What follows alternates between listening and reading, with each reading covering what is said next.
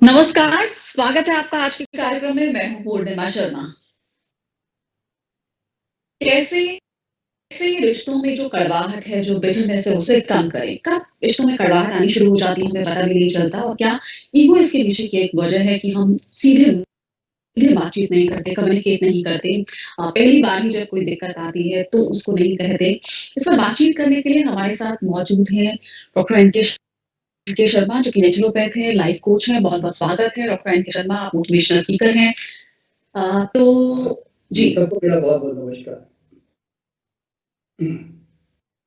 तो जिस विषय पर आज हम बातचीत कर रहे हैं डॉक्टर एन के शर्मा, सबसे पहले हमें ये समझना होगा कि बिटरनेस की शुरुआत कैसे कैसे होती है? क्या है बिटरनेस?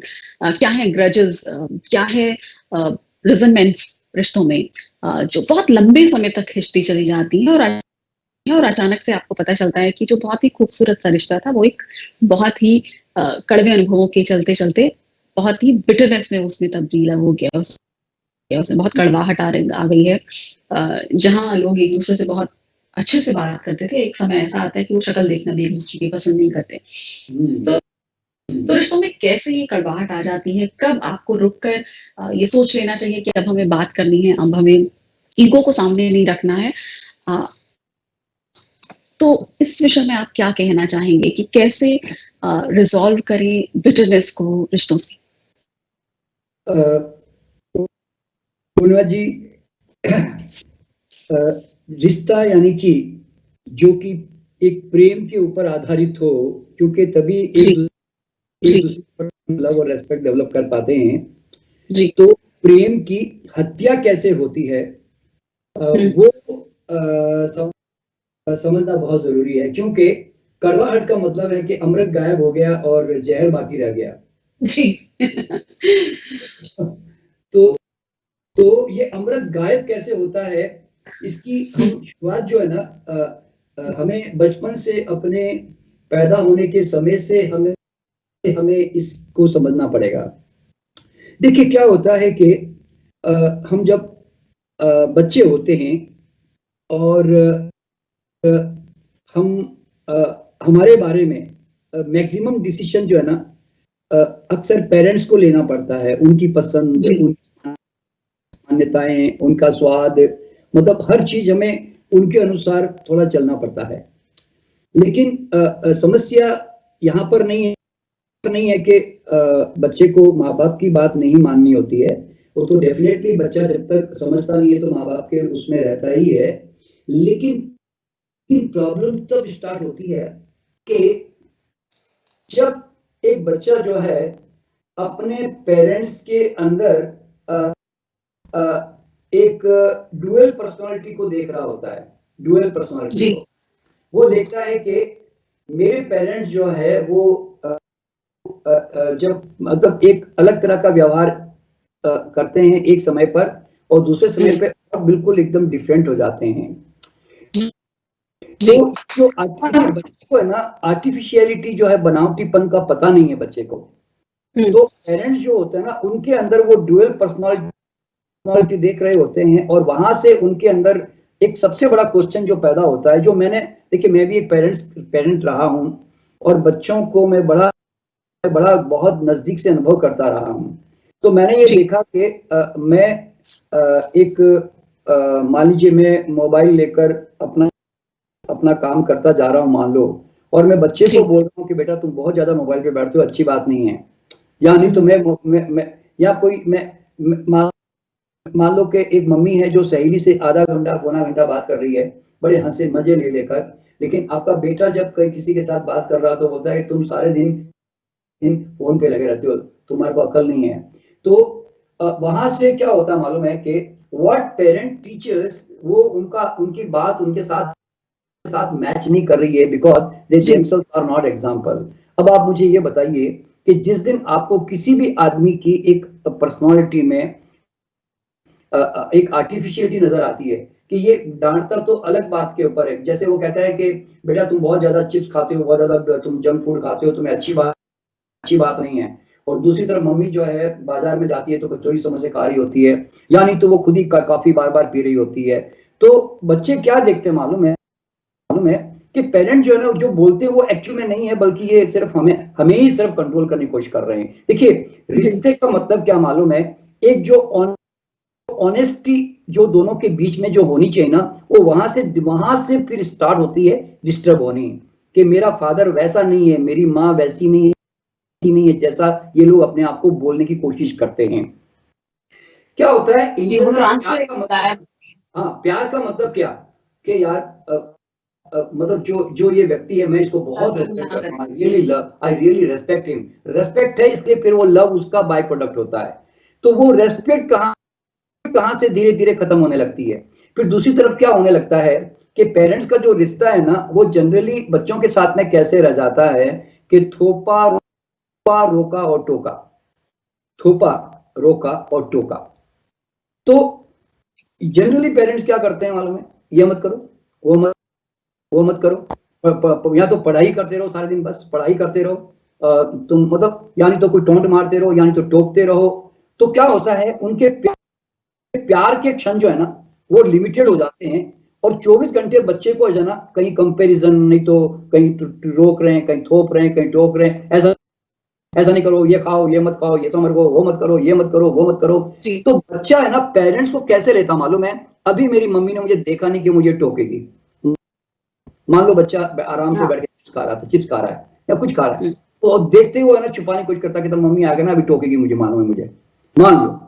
तो होता क्या है कि इस तरह की ये चीजें ना उसकी मेमोरी बैंक में जाती रहती है, कि मेरा फादर आया तो अब ये मुझे खेलने नहीं देगा, या मेरा फादर आया तो सीधा मुझे पढ़ने के लिए बोलेगा। तो ये जो चीजें ना धीरे धीरे जो हमारे बच्चों के दिमाग में जो डेवलपमेंट होती है ना, क्योंकि मैं इसके ऊपर बहुत गौर करता रहा कि एक आदमी, दो आदमी के बीच में, देखो पेरेंट्स के बच्चों के बीच में है कि हस्बैंड वाइफ के बीच में है, रिश्तों की गड़बड़ कहां पर है। मैंने कहा क्यों एक गहरा प्रेम जो बोलता है ना, एक रेस्पेक्ट होनी चाहिए, वो क्यों नहीं डेवलप होती है। अच्छा, फिर मैंने ऑब्जर्व किया, देखिए आज मेरी भी ग्रैंड चाइल्ड है, तो मेरा ग्रैंड चाइल्ड जो है वो मुझे क्या बोलता है मालूम है, कि वो मेरे साथ खेलता है, कूदता है, और कई तरह की डिमांड भी करता रहता है, मुझे ये दिला दो, मुझे वो दिला दो। लेकिन वो उस समय एक बात क्या बोलेगा मालूम है, पापा को मत बताना, मम्मी को मत बताना, नहीं तो डांटेगी मेरे को। तो अब मैं क्या सोचता हूँ, मैं why he says like that, उसके अंदर ये फियर क्यों क्रिएट हुआ, कि आज दादा के साथ या दादी के साथ वो आज अपने आप को फ्री फील करता है। और ये जनरली हर घर की कहानी है कि 90% से ज्यादा दादा दादी से मतलब लोग जो है, बच्चे जो ज्यादा फ्री रहते हैं। और ये अच्छा, इसमें सबसे बड़ी बात क्या मालूम है, कि दादा पोते के हर नखरे को सहन करता है, और ज्यादा कंट्रोल नहीं करता, और न ज्यादा रोकता टोकता है। हाँ, और उसको बड़े प्यार से ज्यादा, अपनी कोई फिलोसफी होती है तो, लेकिन अपने बेटे के साथ जो है ना, ऐसा जनरली नहीं करता। तो मैंने देखा कि ये रिश्ता ऐसा क्यों भाई, कि पोते के साथ तो उसका बिहेवियर बिल्कुल डिफरेंट होता है, और बेटे के साथ उसका, तो मुझे क्या लगता है, बेटे के साथ है ना, उसके बहुत सारे एक्सपेक्टेशन जुड़े हुए होते हैं। वो अपना खानदान उसके साथ देखता है, अपना एक्सपेक्टेशन देखता है, अपनी इच्छाएं उसके अंदर देखता है। तो लेकिन पोता, उसको मालूम है कि वो चूंकि मतलब मेरे से थोड़ा डिस्टेंस में है, तो उनके बीच में चूंकि एक अनकंडीशनल लव की तरह चलता है जनरली दादा और पोते के बीच में। तो उस कंडीशन में मैंने देखा है कि वो मतलब एक ट्रू लव उनके पीछे चल रहा होता है। तो आप देखोगे बच्चे दादा दादी को ज्यादा याद करते हैं माँ बाप के भी मुकाबले। माँ बाप को वो एक ऐसे देखते हैं जैसे पुलिस वाले की तरह, कि अब ये पुलिस वाला आया तो है ना, मुझे गाड़ी को इस साइड में करने को बोलेगा उधर को ऐसे करके। तो ये चीजें बचपन से हमारे साथ, देखिए रिश्ता जो है ना, वो कोई ऐसा नहीं है। आप जरा सोचो कि हम बड़े छोटे से बड़े हो रहे होते हैं, और हमारे साथ हमारा पेरेंटल जो बिहेवियर होता है, और उनके साथ जो रिलेशनशिप होती है, वहां से हमारे रिलेशनशिप की मधुरता डेवलपमेंट होती है या नहीं होती है जनरली। अच्छा, फिर क्या होता है कि अब इसमें पीछे मेन बात, अभी उसके बाद में मान लो बच्चा बड़ा होता है, और वो अपने पेरेंट के साथ में, उनका मान लो जनरली माँ बाप कहते हैं कि हमारा बच्चा हमको नहीं देखता या हमको नहीं पूछता। मैं क्या कहता हूं, मैं क्या तुमने बच्चे के दिमाग में इतनी ज्यादा अच्छी मधुर यादें दी है, कि जब वो आपको याद करे तो वो यादों का फोर्स उसके उसके ऊपर हावी हो। पर जनरली आप देखोगे कि बच्चा जब पेरेंट्स को याद करता है या बाप को याद करता है या माँ को याद करता है उसको, तो वो ज्यादा चीजें याद आती है कि कितना मेरे को कंट्रोल किया, कितना मेरे को रोका, कितना मेरे को थोपा। मतलब ये चीजें बच्चे कई बार ज्यादा याद करते हैं। तो उससे क्या होता है, फिर वो एक रेसिस्टेंस आ जाती है। अभी मान लीजिए आपकी कोई दोस्त भी है और आप उसके साथ अपना संबंध निभा तो रही है, लेकिन जब भी आप उसके बारे में सोचती तो उसका जो नेगेटिव पॉइंट होता है ना, भले वो एक ही होगा, उसके 90% अच्छे पॉइंट भी होंगे, तो आपको वो एक पॉइंट भी है ना आपके सामने बार बार आ रहा होता है, उसके कारण आप उसे थोड़ा सा मतलब एक दूरियां रखने की कोशिश करते हो, एक दो पॉइंट के कारण भी। तो ये जो हमें समझना जरूरी क्या होता है कि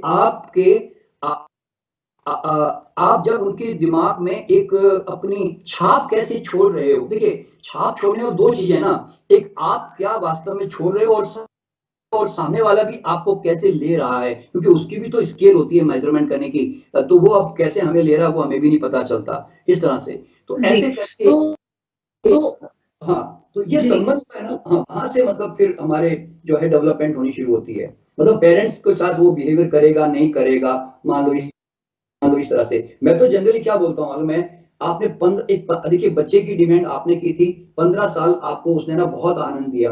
अब उसकी अपनी आइडेंटिटी डेवलपमेंट हो रही है ना, तो आप उसको अब एक्सेप्टेंस नहीं कर पाते हो। आपको लगता है अब ये आजकल जबान लड़ाने लग गया, अब ये मेरे सामने बोलने लग गया, अब ये मैं जो खाने को बोलता हूँ वो नहीं खाता, या कुछ भी ऐसे हजारों बातें। तो वो जो इंडिविजुअल जो पर्सनालिटी डेवलपमेंट होती है ना, वो हम स्वीकार नहीं कर पाते ना, तो फिर पेरेंट्स पे थोड़ी टसमस जो है शुरू होने लग जाती है।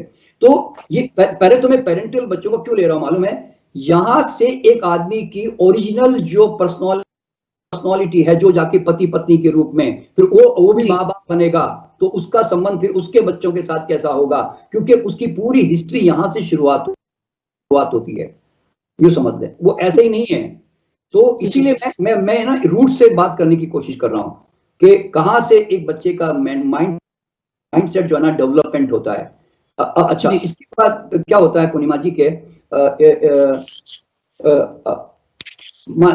अगर अगर देखिए पेरेंट का मैक्सिमम उसका अगर उनकी यादें मधुर रही होगी ना बच्चे के दिमाग में, तो वो दुनिया में कहीं भी चले जाए वो अच्छी तरह जानता है कि सेल्फिश लव ज्यादा है, सेल्फिश मतलब नस ज्यादा है और अनकंडीशनल लव बहुत कम है। तो इसलिए वो कहीं भी जाएगा तो वो कंपैरिजन हो सकता है थोड़े दिन के लिए भटक भी जाए ना, तो लौट के वापस पेरेंट के पास आएगा ही, क्योंकि ऐसा प्यार उसको जीवन में कहीं मिला भी नहीं, कि देखने में नहीं आया।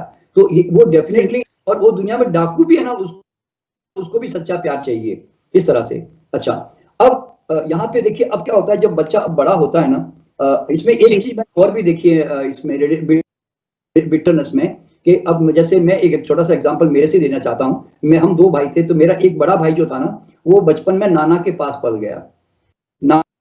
नाना के पास हो गया, नाना को तो भगवान मानता है और मेरे बाप को बड़ा दुश्मन और कट्टर दुश्मन मानने लग गया। यानी कि मेरे पिताजी की उसकी इतनी भयंकर मतलब दुश्मनी थी कि वो मेरे पिताजी को कभी रेस्पेक्ट नहीं करता था। कारण, और मैं पिताजी के पास रहा, हालांकि पिताजी मुझे मारते पीटते तो भी मैं पिताजी के प्रति प्यार रखता था। तो कारण क्या था, मैंने ये देखा है कि जब हम उसके पास में अपने बच्चों को जब दूसरों के पास पाल देते हैं ना, तो वो भी एक बहुत बड़ा हमारे जीवन में बिटरनेस का कारण बन जाता है, क्योंकि उसके दिमाग में प्यार की कोई भी आपकी वो छाप नहीं है इस तरह से। अच्छा, उसके बाद फिर मैंने एक बात जो और मैंने नोट की कि उसके बाद आपका जीवन कैसे चलता है। देखिए, आप एक संयुक्त परिवार में जीते हैं कि आप अकेलेपन को ज्यादा जीते हैं। देखिए, जब आप अकेलेपन को ज्यादा जीते हैं ना, और कई सालों तक आप जब अकेले रहने की कोशिश करते हैं ना, तो आपकी ना सेल्फ डिपेंडेंसी बहुत बढ़ जाती है। सेल्फ डिपेंडेंसी, आप फिर दूसरों की केयर कम करते हो, आप अपनी सेल्फ की केयर ज्यादा करने लग जाते हो। इसका मैं एग्जांपल मैं क्यों दे रहा हूँ मालूम है, एक समय ऐसा था कि मैं जब मतलब अपने लाइफ को कैरियर को बनाने के लिए मैं बिल्कुल अकेला चला आया, मुंबई में मैं अकेला रहा। तो आई बिकेम सेल्फ सेंटर्ड हो गया। यानी कि सेल्फ सेंटर्ड का मतलब क्या है, मुझे किसी की चिंता नहीं, कोई मेरे को पूछ रहा है नहीं पूछ रहा, मैं तो मेरा खाना खुद बना रहा हूँ, मैं खुद ही अपना झाड़ू लगा रहा हूँ, मेरा खुद कपड़े धो रहा हूँ, मतलब मान लो मैं खुद अपना काम कर रहा हूँ। तो मेरी डिपेंडेंसी नहीं थी। तो डिपेंडेंसी नहीं तो क्या होता है मालूम है, अब जब मैं कई सालों तक इस तरह की लाइफ जी चुका होता हूँ ना, और सडनली फिर मेरी शादी हो जाती है मान लो, और मेरे साथ में एक औरत एक मतलब पार्टनर जुड़ता है, तो होता क्या मालूम है, अब मेरी डिपेंडेंसी है नहीं, वो खाना बनाती नहीं बनाती, वो जो डिपेंडेंसी होती है ना कि अरे वो मेरे लिए खाना बनाएगी, अरे वो मेरे को पूछेगी, अरे वो मेरे को ऐसा करेगी, तो उसको अजीब सा लगता है कि यार ये आदमी कैसा कैरेक्टर है, कम वक्त मेरे पे डिपेंड ही नहीं होता बिल्कुल। क्योंकि देखो ना, परिवार में क्या होता है, एक दूसरे पे थोड़ा निर्भर होने के लिए अच्छा लगता है। जैसे माँ भी कहती है कि मेरा मेरा बेटा तो मेरे बिना खाना नहीं खाता, या बोलते हैं ना, या मेरी पत्नी, जब मेरा पति जब तक नहीं आता मैं खाना नहीं खाती जी। ऐसे कई तरह की जो डिपेंडेंसी होती है, एक निर्भर और एक इंतजार भी होता है, एक निर्भरता भी होती है। तो मेरी वो आदत नहीं थी। मान लो मेरी पत्नी अभी कहीं चली गई और मुझे मुझे लगता है मुझे भूख लगी, मैं खाना खा के बैठ जाऊंगा, क्योंकि मेरी अकेले की आदत थी, मैं तो अकेले खाता था, मान लो। तो अब वो उसको क्या लगेगा, ये कैसा आदमी है, मैं इसके लिए इंतजार करती हूँ, ये मेरा इंतजार ही नहीं करता बिल्कुल भी। तो ये जो इस तरह की जो चीजें होती है ना, ये धीरे धीरे ना उनको उनको बड़ी अजीब सी लगती है। लेकिन यहाँ पे समझने की, मेरा यहाँ पे कहना क्या होता मालूम है कि अ, हर इंडिविजुअल की जो लाइफ है ना, वो बचपन से लेकर जवानी तक, मतलब वो कैसे बीती, वो उसकी छाप पूरे उसके जीवन पर, उसके पति पत्नी के लाइफ पर भी आ रही होती है। और इसीलिए मेरा मानना क्या होता है मालूम है पूर्णिमा जी, कि शादी करने से पहले एक डिप्लोमा है ना, 10-15 दिन में, 1 महीने का कोर्स होना चाहिए कि शादी का सर्टिफिकेशन मान्यता जब तक नहीं होगी, जब तक आप 1 महीने का ये कोर्स नहीं करोगे कि what is a male character and what is a female character, और उनकी साइकोलॉजी क्या होती है, वो आपको अंडरस्टैंड करके जाना चाहिए। यानी कि जैसे बोलते हैं ना कि एक वही है कि आप एक आदमी के साथ जुड़ने जा रहे हो और आपको उसके बारे में कुछ भी नहीं मालूम एक प्रकार से। तो उस कंडीशन में क्या होता है कि फिर वो एक दूसरे को समझते जमते, लड़ते झगड़ते झगड़ते बड़ा समय बीत जाता है। और फिर वो जैसे बोलता है ना कि किसी तरह निभा रहे होते हैं, क्योंकि एक सामाजिक प्रेशर होता है या जो भी होता है। तो इस तरह से, तो अब आपका जो सवाल था कि भाई एक एक संबंध में बिटरनेस का कारण क्या होता है। देखिए, मैं यूं कहता हूं कि अधिकतर जी, जी। हमारे संबंध में क्या होता है मालूम है, जब हम कहते हैं ना प्रेम, देखिए हम जो प्रेम वर्ड जब यूज करते हैं ना पूर्णिमा जी, तो प्रेम जो है ना वो बहुत ही क्या बोलते हैं कि वो नाम जरूर प्रेम होता है, लेकिन प्रेम के पीछे जो ना कांटे बड़े छुपे हुए होते हैं। देखिए, मैंने एक इसके ऊपर एक वीडियो भी बनाया था कि क्यों नहीं खिलते हर एक के जीवन में प्रेम के फूल। तो इसका कारण जी, क्या देखा मैंने कि प्रेम हर आदमी के दिमाग में होता है, लेकिन उसको ढकता जी, कौन है मालूम है, कि जहां पर आप उसके साथ हिसाब किताब करते हो, जब आप जब आप अकाउंट्स करने लग जाते हो किसी के साथ में, तो फिर आप किसी के साथ आप प्रेम नहीं कर सकते, क्योंकि आप तो हमेशा हिसाब की किताब बुक लेके बैठे रहते हो कि इसने मेरे साथ क्या किया, मैंने इसके साथ क्या कर रहा हूँ। मैं जैसे ये 2 बार बीमार पड़ा, मैं इसके घर गया तो ये मेरे पास आया नहीं 2 बार, ये एक ही बार आया सिर्फ। यानी कि तो उसको यहाँ आया ही नहीं मुझे देखने वापस। तो ये जो हिसाब किताब जो होता है ना लोगों के दिमाग में जो होता है कि मैंने देखो पति के लिए क्या किया, पति पति ने मेरे लिए क्या किया, कुछ भी नहीं किया देखो, या मैंने अपने बेटे के लिए क्या किया। तो ये हिसाब किताब जो है, ये आदमी की स्वाभाविक प्रवृत्ति है, मैं तो मानता हूँ। पहली बात तो ये एक्सेप्टेंस करना चाहिए कि एज ए ह्यूमन बीइंग ये भाई मेरे अंदर है। लेकिन ये दुख दे रहा है, तो प्रेम को ये दबाया जा रहा है, प्रेम को छुपाया जा रहा है, ये मेरे प्रेम के आड़े आ रहा है, तो फिर उसको आदमी को वो दीवार को हटानी पड़ती है। पर जनरली आदमी ऐसा नहीं कर पाता, तो लोग हिसाब किताब में उलझे रहते हैं। दोस्ती के संबंध में भी बिटरनेस का कारण हिसाब किताब ही होता है कि देखो जी मैंने नहीं, उसको एक हिसाब-किताब तब आता है जब बिटरनेस आ जाती है, जब आप हाँ, किसके लिए आपकी चाहे माँ बच्चा बच्चा होता है तो माँ कभी हिसाब नहीं रखती है, पिता है वो कभी हिसाब नहीं रखता है, या आप जो भी जिसके भी प्रति चाहे आपका बहुत ही अच्छा दोस्त है उसके साथ भी आप हिसाब-किताब नहीं रखते। जब चीज़ें खराब होनी शुरू होती हैं तब हिसाब-किताब होते हैं। हाँ, और जैसे कि आपने कहा कि जो रिलेशनशिप है उसमें रिस्पेक्ट का बाय प्रोडक्ट लव होता है। तो आप जब किसी की रिस्पेक्ट आपके मन में किसी के लिए आती है उसके बाद प्यार आता है।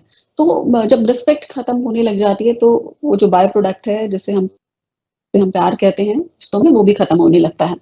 तो अब आपने जैसे बातचीत की कि एक पेरेंट और चाइल्ड के रिलेशनशिप पे, फिर अडल्ट टू अडल्ट रिलेशनशिप के बारे में भी जिस तरह हम बात कर रहे हैं, तो उसमें अक्सर क्योंकि अलग-अलग तरह के लोग होते हैं, अलग-अलग पर्सनैलिटीज़ होती हैं और कई बार लोग इवॉल्व भी होते हैं। ज़रूरी नहीं है कि उनके चाइल्डहुड में उनके एक्सपीरियंसेस जैसे भी रहे हों, हो सकता है वो बहुत अच्छे पेरेंट्स साबित हों।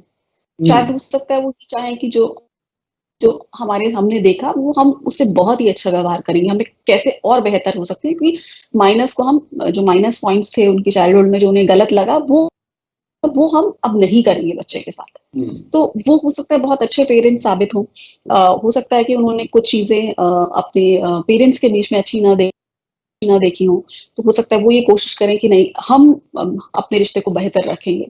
तो ये पर्सनैलिटी टाइम के साथ कैसे इवॉल्व होती है उसका भी असर होता है कि आपकी पर्सनैलिटी में कितनी ये ख्वाहिश है कि हमें अपना जो हम कल थे उससे बेहतर हमें आज होना है। तो सॉल्यूशंस की अगर बात करें हम, तो सॉल्यूशंस आप क्या देखते हैं, क्या सजेस्ट करते हैं कि कैसे ओवरकम करें बिटरनेस? कौन-कौन से 5 बातें आप बताएँगे कि जिससे कि ओवरकम की जा सकती हैं रिजेंटमेंट्स जो है रिलेशनशिप में, और चाहे शुरुआती तौर पर ही रोक दिया जाए चीज़ों को? अगर आपको लग रहा है कि कुछ गलत है, देखिए तो पूर्णिमा जी आपने एक क्योंकि बात कही मुझे। जितना लंबा चीज़ें बीतता है उतनी ही चीज़ें खराब होती चली जाती हैं। हाँ जी, जी। पूर्णिमा जी अभी आपने मुझे बात कही थी कि जब बिटरनेस आती है तो लोग हिसाब-किताब शुरू करते हैं। आपने ऐसा कहा मुझे। पर मैं आपको बताना चाहता हूँ कि सच्चाई ये होती है कि अ, हिसाब-किताब बाद में आता है, ऐसा नहीं है। ये उसको है ना दबा के रखा जाता है सिर्फ। देखिए क्या होता है हमारे आपने कभी भी देखा होगा कि मैंने एक कविता लिखी थी बहुत पहले कि मत देना जीवन को गुस्से को निकाल, गुस्से ने किया है दुनिया में बड़ा-बड़ा कमाल। क्योंकि मालूम है गुस्से में आदमी सच बोलता है, दिल की दबी हुई बातें खोलता है।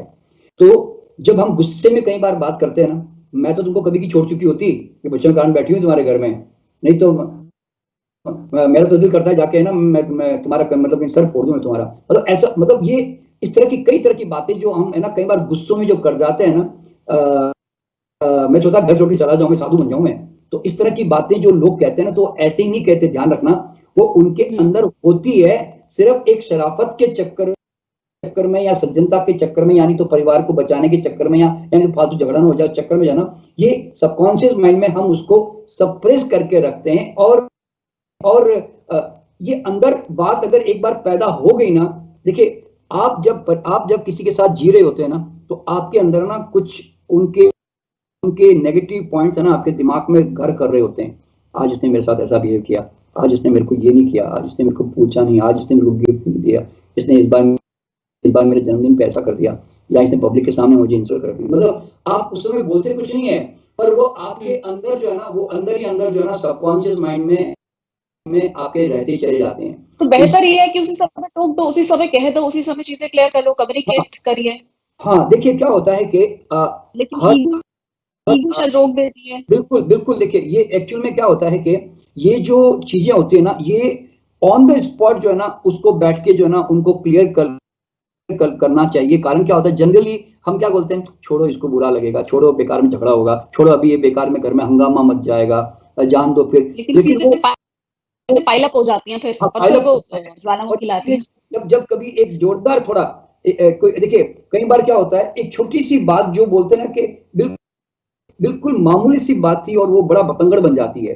तो वो बतंगड़ इसलिए नहीं बनती कि वो तो खाली चिंगारी थी बात, तो पर वो अंदर जो भरा हुआ था ना, उसने उस दिन वो सारा पेट्रोल उंडेल की दिया। टंकियां जो भरी थी। टंकी, हाँ, वो जो सारी भरी थी उस दिन निकाल देता है। तो इसीलिए देखो तो क्या होता है इसमें, देखिए अब इसमें बहुत सारी बातें क्या होती है मालूम है। Understanding of an human psychology जो है, आज सवाल यहाँ पे क्या पैदा होता है, क्या हमें आज तक हम हमेशा अ, ये सोचते रहते हैं कि उसको ऐसा उसको बदलना चाहिए, उसको ऐसा ठीक होना चाहिए। ये सबसे बड़ी प्रॉब्लम है कि वो मैं तो ठीक ठाक हूं, उसको चेंज होना चाहिए। तो ये जो एक एटीट्यूड जो रहता है, इसका पीछे रीजन क्या मालूम है, हमें कभी भी हमारा स्कूल का सब्जेक्ट या हमारा एजुकेशन नहीं होता कि after all what is a human being. देखिए मैं भी आज परिवार में, समाज में, हमारे आसपास के लोगों में जीता हूं। तो मैं क्या देखता हूं मालूम है, इतने यूनिकनेस है हर आदमी में। जब वो बचपन से लेकर अब तक उनकी जो पर्सनालिटी देख रहा होता हूं ना, तो मैं ये नहीं पूछता ये ऐसा क्यों है। मैं क्या देखता हूं, देखिए आज आप किसी भी फूल को ऐसे नहीं बोलते कि तू ऑरेंज कलर का क्यों है भाई, आप नहीं बोलते उसको। आप वो है, आप स्वीकार है करते तो हो। है। हाँ, है तो है, लेकिन आप आदमियों को देखकर जो है ना, आप उसकी आपको ना थोड़ा-सा अपने हिसाब से नहीं लगा, यूनिक, अलग, अजब सा लगा, तो आप ना उसको जी, नापसंद करना शुरू कर देते हैं। तो मेरा पहला सिद्धांत क्या मालूम है, मैं ऐसा कहता हूँ, आप किसी भी आदमी के बारे में कैसे जजमेंट कर सकते हो? वो कितने जन्मों-जन्मों का संस्कार, माँ-बाप के संस्कार, फिर परिस्थिति के संस्कार, फिर इस जन्म के संस्कार लेकर वो आज, और फिर अपने कई तरह के आइडियाज़, कॉन्सेप्ट बनाकर बेचारा वो एक पुतला बन गया है। आप अब उसको उसको देखते हो तो आपको तो ये ऐसा क्यों है? अरे भैया वो ऐसा है। अब हुँ, आपको आपको उसके साथ जमाना है तो जमाओ, आपको बचना है तो बचो। बहुत ज़्यादा ही चुभता है तब तो बचो भाई। पर आपको लगता है कि नहीं, अब हर आदमी कई जन्मों का, कई तरह के संस्कार लेकर आया है, और वो अभी का नहीं जी, है। ये सबसे पहले बात स्वीकार करनी चाहिए कि this man is not of only this life, he is coming from so many different kinds of past life with so many संस्कार, बहुत सारे संस्कारों के साथ आया हुआ है। इसीलिए इसके अंदर वीकनेस भी है, स्ट्रेंथ भी है, और सच्चा प्यार जो है ना, मैं उसको उसको कहता हूँ कि जब आप उसकी वीकनेसेस और स्ट्रेंथ दोनों को भी स्वीकार कर पाते हैं आप। आप खाली चुन-चुन जी। के कहते हैं इसकी ये स्ट्रेंथ तो ठीक है, बाकी वीकनेस मेरे को पसंद नहीं है। तो आप है ना ऐसे चुनाव नहीं कर सकते। चुनाव करने की कोशिश करोगे ना तो ज़िंदगी भर दुखी आदमी जो है ना दुखी होता रहता है। तो अ, जी, देखिए, बहुत ही कॉम्प्लेक्स हाँ, कॉम्प्लेक्स होता है ह्यूमन बिहेवियर। हाँ, वो बिहेवियर होता है। तो यहाँ पे तो देखिए, मैं भी चूँकि चूँकि देखिए, मैं भी तो आफ्टर ऑल आपकी तरह इसी समाज में जी रहा हूँ, चारों तरफ रिलेशनशिप है, प पत्नी है, बच्चे हैं, तो मैं उसको ऑब्ज़र्व करता हूँ। लेकिन मैं सबसे पहली चीज़ क्या मान के चलता हूँ मालूम है, कि I accept them as it is, as an a different individual. मैं उसको जी, किसी भी तरह इस तरह होना चाहिए, इस तरह नहीं होना चाहिए, ये मापदंड करके नहीं चलता। मैं उसको कहता हूँ ये ऐसा है भाई। अब इससे हुँ, हम, हाँ, मैंने ये देखा है कि आप आप कितने भी ऊँचाई पे आप कितने पॉज़िटिव रहते हो, आपने देखा माँ-बाप कितने अच्छे नोबल होते हैं, पर उनके बच्चे कई बिल्कुल। ऐसे भी होते हैं जो उनके बावजूद भी उनके अंदर चेंजेस नहीं आते। तो चेंजेस क्यों नहीं आते? क्योंकि वो उसके अपने संस्कार लेकर आया हुआ है। एक ही परिवार में एक बच्चा हुँ, राम की तरह निकलता है, तो दूसरा रावण की तरह निकल जाता है। तो अब आप कैसे कह सकते हैं कि एक ही नोबल फादर था, उसने बिहेवियर एक जैसा किया, लेकिन वो एक रावण जैसा क्यों निकल गया? क्योंकि संस्कार लेकर आया है। तो इसीलिए क्या होता जी, है कि हम हम किसी भी आदमी के बारे में ना हम ऐसे निर्णय नहीं कर सकते। और देखिए, बिहेवियर भी देखिए, हर आदमी के 2 तरह के बिहेवियर्स होते हैं। एक होता है ओरिजिनल नेचर, जो जो वो लेकर आया है बचपन से अब तक, जो जी, उसका इम्प्रिंट है ओरिजिनली, ब्लूप्रिंट है। एक होता है कि टाइमली टेम्परेरी चेंजेस आते हैं, भाई टेंशन में है, दिमाग आज थोड़ा मूड हाँ, नहीं है, आज थोड़ा डिप्रेशन में है, तो उसका बिहेवियर थोड़ा एक नेगेटिवली टेम्परेरी होता है। तो वो तो हर आदमी जानता है कि अरे पता नहीं यार, आज का दिमाग क्या खराब है, सुबह से आज है ना ढंग से बात ही नहीं कर रहा है यार ये। तो उसको मालूम है कि आज का दिमाग खराब है, चलो यार बाद में बात करेंगे, नहीं तो ये अभी है ना, ये बराबर बराबर जवाब नहीं देगा अभी ये। तो हम क्या करते हैं, 24 घंटे 2 दिन छोड़ देते हैं। तो ये समझ जनरली आदमियों में होती है। तो मैं यहाँ पे क्या बताना चाहता हूँ कि क्या ह्यूमन बिहेवियरल साइंस, हर आदमी की एक मेल कैरेक्टर क्या होता है, फीमेल कैरेक्टर क्या होता है, क्या ये कभी भी हमें पढ़ाया जाता है? मुझे देखिए, सवाल क्या होता है, हम एक टूर पे जा रहे हैं, यूँ समझ लो मेरे जो है ना एक टूर है, क्या समझे? वो टूर पे जा रहे हैं, तो हमें टूरिस्ट है ना हमें गाइड करता है, देखो जी आप जो जिस गाड़ी में बैठने जा रहे हो ना, उसमें ये स्टेशन आएँगे और ऐसे-ऐसे सब देखने को मिलेगा, तो आप थोड़ा ध्यान रखना, वहाँ ऊँचाई बहुत है, ज़रा वहाँ पे टाँग आगे मत बढ़ाना। मतलब इस तरह की बातें बोलता है ना, एक जैसे गाइड होता है। हुँ, तो हमें कोई भी गाइड नहीं करता। हम क्या करते हैं, टूर पे पकड़ लेते हैं किसी को, अरेंज मैरेज है तो पकड़ लेते हैं किसी को भी, और साथ में चल पड़ते हैं। और ये जो और फिर बाद में ना एडजस्टमेंट कर रहे होते हैं जनरली। और ये जो लव अफेयर वाले जो लोग हैं ना, ये तो 90% मेरा अपना अनुभव ये है अब तक। 90% सारे जो लव अफेयर है, वो लव अफेयर नहीं है। वो शुरुआत में तो वासनात्मक अफेयर है, यानी कि उसको वो सुंदर लग रही है, कि यहाँ उसका सेक्सी वो है, कि यहाँ उसको कुछ उससे हासिल करना है। वो 90% तो वैसे होते हैं। इसीलिए आपने कभी नोट किया होगा, शादी होती वो जैसे घर में मर्सिडीज आ गई ना, तो 4 दिन तक अच्छी लगती है, बाद में फिर वो पड़ी है कोने में, ऐसा फिर तो वो ऐसी स्थिति में आ जाते हैं। और वो जो सारे जो जो बोलते ना कि अधिकतर सब वाइफ कहती है ना कि तुम पहले कितनी अच्छी गजलें गाते थे, मेरे लिए शेर करते थे, तो आजकल शेर गायब हो गए, सारे शेर और शायरी गायब हो गई, वो गाने गायब हो गए। तो कारण क्या है? क्यों भाई? क्योंकि क्यों लव गायब क्यों हो गया? गायब एक्चुअली में क्या होता है कि आदमी की एक ह्यूमन फितरत होती है। और वैसे देखिए ये भी एक ये दूसरे को भी समझना पड़ता है कि कोई भी एक गाड़ी नई आ गई तो सारे दिन कोई नई गाड़ी को लेके वो कपड़ा लेके साफ थोड़ी करता रहेगा उसको कि मेरी नई गाड़ी है, मेरी नई गाड़ी है। कितने साल करेगा? 6 महीने करेगा, साल भर करेगा, फिर बाद में तो धीरे-धीरे तो फॉर ग्रांटेड तो लेगा ही ना कि भाई मेरे घर में गाड़ी है जी। नहीं, रिश्ते कोई गाड़ी नहीं होते ना। नहीं, यूँ नहीं, मैं एक एग्जांपल दे रहा हूँ। तो क्या होता है मालूम है कि तो इसलिए लेकिन ये मैं लव अफेयर क्यों बता रहा हूँ कि लव अफेयर में लोग क्यों लव को खत्म कर देते हैं और बाद में वो है ना, जैसे होता है ना, घर में गाड़ी की तरह उसको ट्रीट कर रहे होते हैं कि पड़ी हुई है। इसीलिए जी, इसे कहा तो ये जाता है कि आपको रोज उसको रिजुवनेट करना चाहिए। हाँ। आपको अगर उसको अच्छा रखना है तो आपको रोज हर दिन को एक नया दिन मान के चलना चाहिए।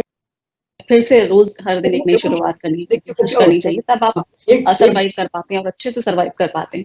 एक दूसरे की देखिए, जब हम क्या होता अच्छा बनाना ही आपका काम है, अपने आप कुछ अच्छा नहीं होता। देखिए जब हमारा लव होता है ना, एक बात बताऊं, जब इफ यू रियली समवन ना, then you will definitely care for them. अब उसको केयर करोगे ही, तो वो केयरिंग जो होती है ना, वही अपने आप में हमें हमारा इमोशनल जो बाइंडिंग है ना, वो बना के रखता है। अब देखिए मैं अभी एक एग्जांपल देता हूं कि पहली बात, पति और देखिए मेल फीमेल बिल्कुल डिफरेंट दुनिया में कैरेक्टर होते हैं। एक इमोशनल है, एक लॉजिकल है, और वो स्वाभाविक है बिल्कुल भी। वो पहली बात तो मान के चलना चाहिए। देखिए आज देखिए मेरी भी एक ऐसा नहीं है, इमोशनल वो भी होते हैं, बस दिखाने की सोशलाइजेशन ऐसी होती है कि जिसमें उनको कहा जाता है कि दिखाओ मत। आदमी क्या, देखिए औरतें है ना जल्दी इमोशन को बाहर ले आती है। आदमी है ना अपना इमोशन को थोड़ा सा बोलता देर के बाद निकालता है, जल्दी निकाल नहीं पाता है वैसे जो है। इमोशनल कैरेक्टर क्योंकि ब्रेकिंग ऐसी हुई होती है उसकी उसको जिस तरह बड़ा किया गया है, हाँ, उसमें फर्क है, अदरवाइज तो इसीलिए मैंने पूर्णिमा जी पहले मैंने आपको बच्चों के पेरेंट के बिहेवियर के बारे में बताया ना कि how they are brought up in वो वहां से उसकी एक माइंडसेट जो है ना डेवलपमेंट होने लगती है। वो वही देखिए, अब मैं इसका एक छोटा सा एग्जांपल देता हूं कि डॉक्टर सविता जो मेरी वाइफ है ना, वो एक संयुक्त परिवार से हैं। मतलब उनके 11 भाई बहन हैं और दादी है, दादा है, भाई बाप है। तो अब क्या होता है, सब साथ में उठेंगे, बैठेंगे, खाएंगे, एक दूसरे की सेवा भी करेंगे और वो एक दूसरे की केयर भी करेंगे, साथ में फिल्में जाएंगे, साथ में घूमने जाएंगे। अब और एक परिवार ऐसा होता है जहां पे बच्चा बिल्कुल अकेला है, कोई बहन भी नहीं है, कोई भाई भी नहीं है मान लो, तो उसकी ब्रिंगिंग है ना बड़ी डिफरेंट हो जाती है। वो बांट के खाना, बांट के जीना, या किसी की सेवा करना, किसी की केयर करना। ये मैं यहाँ से संबंध की जो प्रॉब्लम आती है ना, वो है मैं वहां से बता रहा हूँ कि एक बच्चे की ब्रिंगिंग कहाँ से हो रही है, उसका ब्रिंगिंग वहां से, मतलब उसकी पूरी नेचर का फाउंडेशन बना हुआ है, यूं समझ लें। तो इसीलिए उसका उसका उसका असर हमारे जो है संबंधों पे पड़ता है। और दूसरा जो है कि जो बिटरनेस का जो मेन कारण जो होता है ना, वो क्या मालूम है, non acceptance of a person. पहली बात तो ये होती है कि we don't accept his nature as it is. और फिर दूसरा प्रॉब्लम क्या आती है मालूम है, लेट हिम चेंज फर्स्ट। वो चेंज होगा तो मैं चेंज करूंगा, तो वो कभी ऐसा जनरली होता नहीं है। You only have to change yourself, because ultimately हमारे रिएक्शन कई चीज को मल्टीप्लाई भी कर रहे होते हैं मान लो, तो वो चीजें हमें थोड़ा वो रोकनी होती है। अब देखिए आज मैं भी एक पति पत्नी का लाइफ जी रहा होता हूँ, मेरी भी वाइफ है, मैं उसके इमोशन को और उसके गुस्से को भी देख रहा होता हूँ, मेरा भी गुस्सा इमोशन को देख रही होती है मान लो। तो क्या होता है मालूम है, इंटरनली देखिए अब छोटे लेवल पे तो कई तरह की बातें होती रहती है। मतलब हमारे विचार नहीं मिल सकते, हमारे मतभेद हो रहे होते हैं, हम एक बात पे अड़ जाते हैं, वो एक बात ना पसंद कर रहे होते हैं। लेकिन इंटरनली जो है ना, आपकी एक अंडरस्टैंडिंग बहुत गहरी होनी चाहिए कि आफ्टर ऑल मेरे साथ जो एक साथी है वो है क्या वास्तव में, या प्रॉब्लम क्या होती है। आप इतने साल एक साथी के साथ रहते हो, आप उसको इतने आप सारी जिंदगी जो है ना, उसको तोलते चले जाते हो कि आज ये इतनी अच्छी थी, आज ये इतनी बुरी है, कल ये इतना अच्छा था, आज ये इतना बुरा है। अरे भाई, आप आप इतने साल गुजार चुके हो और अभी भी तुम स्केल लेकर, तराजू लेकर ही उसको माप रहे होते हो। देखो जी, उसने मेरे साथ ऐसा बिहेव कर दिया जी, अभी कल तक तो ऐसा कम था से जी। कम ये तो कहा है कि अच्छा था या अच्छा हाँ, था पहले। हाँ, अच्छा। और शायद हमारी हो एक सकता है वो प्रॉब्लम भी ये अच्छा है, रूप देखना हमारी चाह रहे हो, वही अच्छा प्रॉब्लम, रूप हाँ, लाने की बोलिए। उनको ज़रूरत है। ऐसा क्यों हाँ, नहीं हो सकता कि हाँ, कोई इंसान हाँ, पहले अच्छा तो बाद में अच्छा नहीं रह सकता, ऐसा थोड़ी कहीं लिखा है। हाँ, नहीं, नहीं, देखिए, एक आदमी का एक बेसिक नेचर तो आप उसको पहचान ही चुके होते हैं कि इसका ओरिजिनल नेचर क्या है। तो अब पहचानने के बाद में फर्क क्या इतना है उसको कि सीधे प्रॉब्लम दिन है कि ग्रांटेड ले लिया जाता है चीज़ों को। हाँ, वो ग्रांटेड लेने से बचना चाहिए, हाँ, या तभी चीज़ें खराब होती हैं। हाँ। अच्छा, फिर दूसरी प्रॉब्लम क्या मालूम है पूर्णिमा जी के, जैसे एक प्रोफेसर ने किसी बच्चों को बोला, एक दो डॉट काला डॉट लगा के सफेद बोर्ड पे, कि बच्चों क्या है ये सफेद बोर्ड पे? सबने कहा सर काला काला डॉट। तो उन्होंने कहा कि तुम्हें इतना बड़ा सफेद बोर्ड नजर नहीं आया क्या? तो हमारी भी जिंदगी कैसी मालूम है कि अगर किसी महिला में या जेंट्स में दो कमियां होती है ना, हम सारी जिंदगी उनकी दो कमजोरियों को लेकर ही उसको तोल रहे होते हैं। जैसे मान लो कि हस्बैंड लेट आते हैं घर पे, तो या हस्बैंड थोड़ा गुस्सा कर लेते होंगे, तो वो वाइफ सारे दिन बातें बातें करते करते करेगी ना, तो पहला शब्द यहाँ से ही शुरुआत करती है, ये गुस्सा बहुत करते हैं, ये ना ये हमारी केयर नहीं करते, ये हमको प्यार नहीं करते, हमारे देखते नहीं हम कभी। तो और बाकी सब हस्बैंड करता होगा, तो वो उनके नजर में जो व्हाइट बोर्ड है ना, वो दिखता नहीं उनको। और वाइफ बेचारी दिन भर घर संभालती है, घर का काम करती है, तो वो क्या बोलते हैं, ये इसको ना ये खाना ढंग से नहीं बनाती, यानी तो ये चिढ़ती बहुत है ये। तो अब वो चिढ़ती बहुत है, अब वो बेचारी के अंदर एक दो जो कमियां होती है ना, वो सारा फोकस उनका उसके ऊपर रहता है। तो इसलिए मेरा कहना क्या होता मालूम है कि एक आदमी के वीकनेस और स्ट्रेंथ दोनों को भी आप समझ लो और बाद में है ना, अब बार बार रोज रोज उसको तोलो मत। क्यों? दे आर लाइक दैट, कब तक उसको तुम ऐसे करते रहोगे? हाँ, कई संबंध देखो निभाने की जैसे नहीं भी होते हैं, कई संबंध इतने ज्यादा चुभते हैं कि चुप चुप के ना घाव भी कर देते हैं, ऐसे भी संबंध होते हैं कई बार। तो उसके लिए तो फिर मैं एक गाना उनको सुनाता हूँ कि चलो एक बार फिर से अजनबी बन जाए हम दोनों। वो ताल्लुक जब रोग बन जाए, तो उसको तोड़ना बेहतर। तकल्लुब बोझ बन जाए, तो उसको छोड़ना बेहतर। वो अफसाना जिसे अंजाम तक लाना न हो मुमकिन, उसे एक खूबसूरत मोड़ देकर छोड़ना अच्छा। तो जीवन में वो जी। भी एक डिसीजन लेना पड़ता है जब घाव बहुत ज्यादा मतलब कांटा बहुत ज्यादा चुभने लगता है। लेकिन फिर भी देखिए, मेरे पास में भी बहुत सारे संबंध पति पत्नी के आते हैं, तो मैं उनको क्या बोलता हूँ, मैं आप अपने वो जनरली जब आता है ना, तो वाइफ या हस्बैंड अपने है ना, उनके उनके दुर्गुण गुना रहे होते हैं। देखो जी, मेरा पति ऐसा जी, मेरे पत्नी ऐसी है जी। अच्छा, मैंने कहा एक काम करो, एक पेपर लो, आपके पति में कितने अच्छे अच्छे गुण है, जरा वो मुझे एक लिस्ट बना दो प्लीज। और पत्नी को पूछता हूँ, और पति को कहता हूँ, आप अपने पत्नी के थोड़े अच्छे गुण भी तो होंगे ना भाई, थोड़े 10 गुण जरा लिख के दो ना, 10 गुण लिख के दे दो मुझे प्लीज। तो आप जान करके हैरानी होगी कि वो 10 गुण कई बार लिख भी जाते हैं कई लोग। तो मैं उनको बोलता हूँ, इतने सारे तुम गुण हैं, क्या तुम चाहते हो कि इस पत्नी से, मतलब इस पत्नी के साथ इस तरह से कुछ किया जाए? तो आप ओरिजिनली अगर आप जाके देखोगे ना, तो अंदर सबके प्रति सबको पता होता है कि इसके अंदर ये अच्छे गुण तो है, लेकिन नहीं, मैं इसके नहीं लिए तो दो। कोई सही नहीं करेगा, इतने में तो भाग जाएगा, हाँ, अच्छे नहीं हो तो। इसके जो दो दुर्गुण है ना, इसको लेकर मैं सारी झगड़ा करता रहूंगा इसके साथ। तो ये जो एटीट्यूड होता है ना, इससे आदमी को समझ के बाहर निकलना होता है कि भाई, जिस तरह उसके अंदर वीकनेस है, वैसे मेरे अंदर भी वीकनेस है भाई, मेरी अपनी भी कमजोरियां हैं। अब और वो भी एक अलग अलग एक इंडिविजुअल है, मैं एक अलग इंडिविजुअल हूँ। और दोनों, और सबसे बड़ी बात क्या है कि ये जो विविधता है ना, ये जो विविधता है, ये है, यानी कि जो डिफरेंशिएशन है, यही तो कुदरत का बड़ा नियम है। मैं आपको बताता हूँ कि अगर सारे सारे चीजें कुदरत में एक जैसी होती ना, तो वो ये लाइफ है ना, रोबोटिक हो जाती, पूरी मशीनरी हो जी, जाती। आपने आपने बात की इंडिविजुअल जैसे हैं वैसे हैं, उनको हाँ, वैसे ही एक्सेप्ट करना चाहिए। लेकिन लेकिन कई बार कुछ लोगों में, जिस तरह हम पहले भी डिस्कस इस पर लंबे समय के लिए कर सके हैं, पूरा हमने इस पर एक एपिसोड किया, लेकिन कई बार कुछ रिलेशनशिप में माइंड गेम्स भी खेले जाते हैं। अब हम्म, दूसरा जब उस माइंड गेम्स को ऑब्जर्व करता है और वो जैसा है वैसा है, चल रहा है उसका रिश्ता, लेकिन लेकिन सामने वाला अगर माइंड गेम खेल रहा है अडल्ट टू अडल्ट रिलेशनशिप में, और दूसरा उसको समझ रहा है, तो हम्म, वहां चीजें खराब होती हैं फिर। हाँ क्योंकि जी, हाँ कि जी, कोई जैसा है वैसा है, उसको एक्सेप्ट करना आसान होता है, लेकिन वो माइंड गेम्स को हाँ, नोट करके और फिर उनको बार बार बार-बार उनको उन पे फिर उनसे डील करना इतना आसान नहीं होता क्योंकि वो फिर चीज़ों को ज़्यादा खराब करते हैं।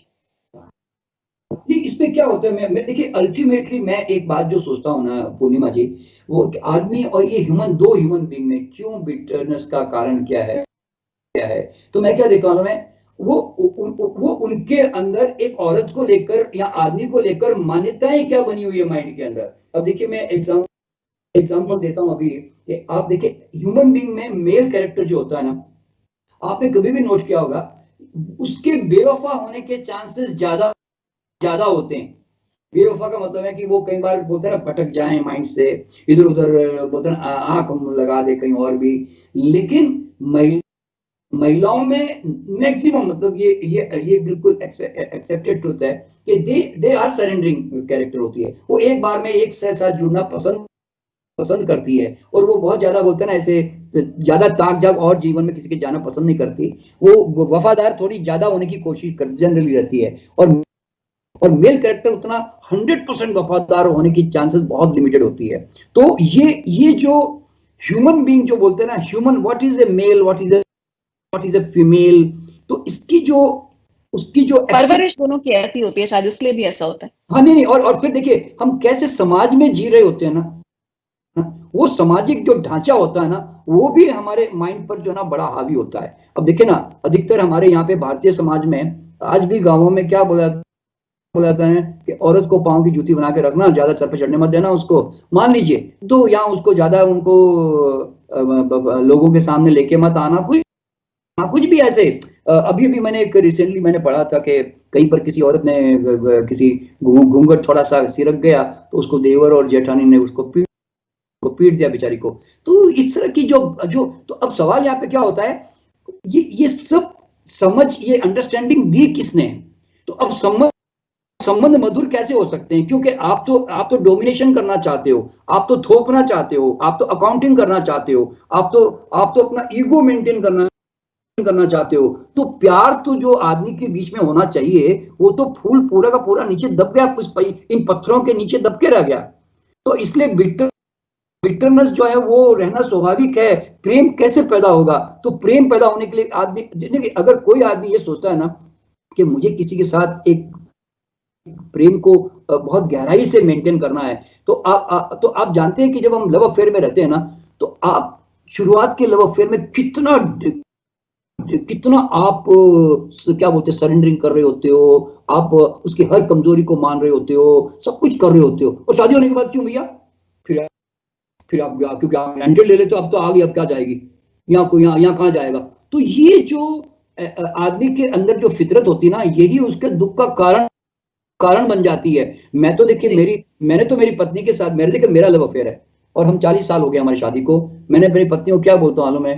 भाई मेरा तो ये मानना है कि हमें ना मरते दम तक तो प्यार करना चाहिए और मरते-मरते फिर शादी करनी चाहिए। मैंने जब हमारी डेथ हो रही होती है ना, तब हमें फूल माला पहनानी चाहिए। लो जी अब हम मैरिज कर रहे हैं आपस में।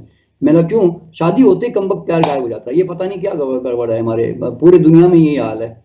तो मैंने कहा कि एक्चुअली में हम पहले कितना कितना एक दूसरे को प्यार क्यों कर रहे होते हैं? क्योंकि हम उसकी छोटी-छोटी वीकनेस को स्ट्रेंथ को ना स्वीकार कर रहे होते हैं और शादी होने के बाद क्यों नहीं करते भैया फिर? तो ये जो डिफरेंशिएशन आप देखते हो ना, देखो ना आप खाली लव अफेयर में डिफरेंस देख लो ना, कि वही मेरा हस्बैंड, वही मेरा जो एक जमाने में मेरा लवर था, क्या मेरे साथ भाग के कहाँ दूर तक आ जाता था और आज जो है एक ऑफिस से मेरे घर तक आने में नखरे करने लग जाता है। तो कारण क्या है मतलब इसके पीछे? तो ये जो पॉसेसिवनेस है ना, कि एक्वायर कर लिया बस। मेरा अब मेरे शादी को देखिए, शादी को लोग कैसे लेते हैं मालूम है? अब मेरे बंधन में बंध गई, अब कहाँ जाएगा ये आदमी, ये आज औरत कहाँ जाएगी?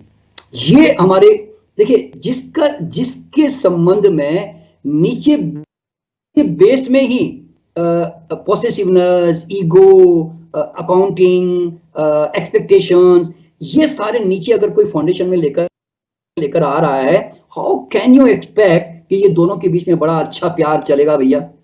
तो इसीलिए हर आदमी को ये जो हर्डल क्रिएटर होते हैं ना, जो प्यार के हर्डल क्रिएटर और जो बिटरनेस क्रिएटर के कारण है, ये जब तक कोई रिकॉग्निशन नहीं करता ना कि आज हमारे बीच में प्रेम की बाधा क्या है, कि यार मैं मैं उसके विचारों को एक्सेप्ट ही नहीं करता, मैं अपने अनुसार उसको सारे दिन मापता रहता हूँ। तो ये जितने भी आप थोड़ा जाग, इसलिए अब यहाँ पे अवेयरनेस का सिद्धांत पैदा होता है कि the more you become aware and the more acceptance you have of a human being, तब फिर आप है ना उसके अंदर एक रेस्पेक्ट डेवलपमेंट कर पाते हो।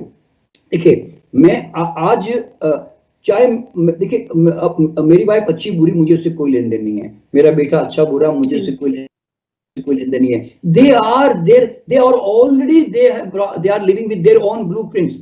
मैं ऐसे कैसे कह सकता हूँ, यानी कि वो मैं तो खैर गुलाब के फूल की तरह पैदा हुआ, मेरा बेटा एक दूसरे सनफ्लावर की तरह पैदा हुआ है। अब मैं कहता हूँ ये क्या है, लाल कलर ही नहीं है, क्या बेकार अजीब सा है यार ये।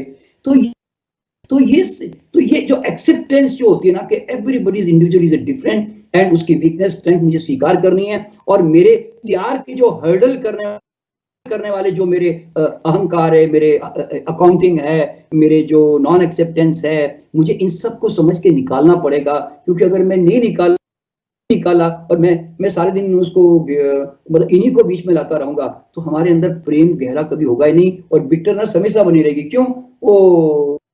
वो आपको नजदीक आने नहीं देता कभी भी, ऊपर से जबरदस्ती संबंध को निभा रहे होते हैं इस तरह से।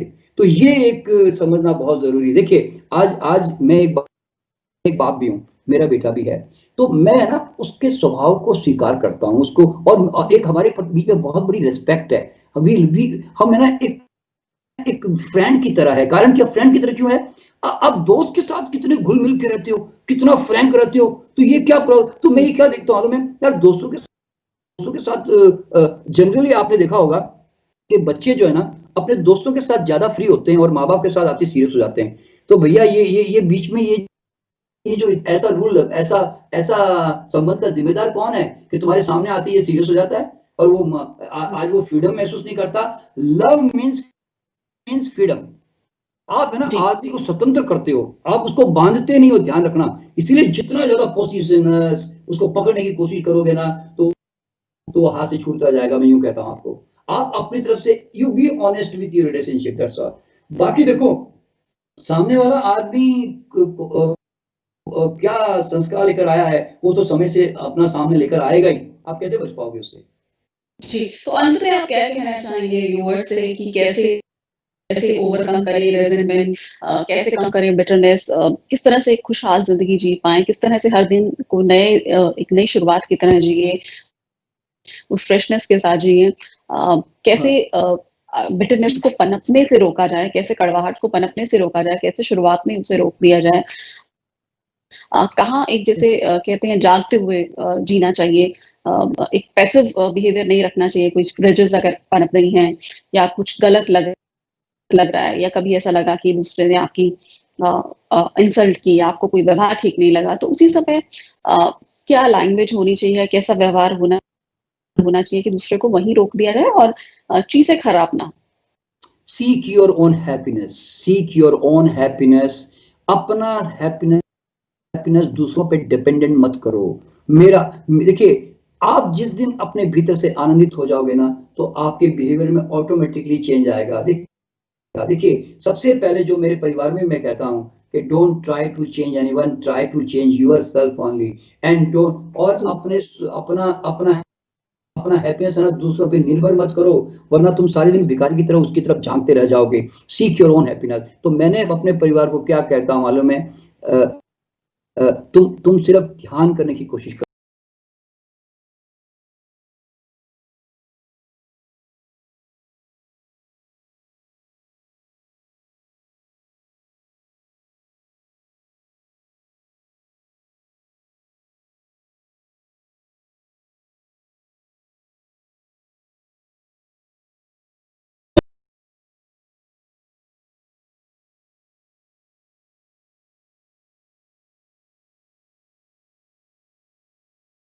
बहुत बढ़ जाती है, एंड आप उसको उतना सीरियसली नहीं लेते, आप उतने रिएक्टिव नहीं रह जाते। तो जितनी जितनी आपके ध्यान के द्वारा अवेयरनेस डेवलप होती जाती है ना, तो आपके रिएक्शंस, आपके जो भी आपके जो हो रहे वो सब कम कम होते चले जाते हैं। तो फिर आपका और आपके अंदर से भी वो अपने आपके चेहरे पे या आपके ऑरा में वो एनर्जी आ जाती है कि सामने वाले को पॉजिटिव आपके चक्कर में रहना पड़ता है। जैसे कई लोग क्या कहते हैं कहते हैं, यार मेरे दिमाग में तो बहुत सोचा जाके झगड़ा करूँगा, लेकिन उसके सामने देखते हैं ना मेरा तो फुस हो जाता हूँ मैं।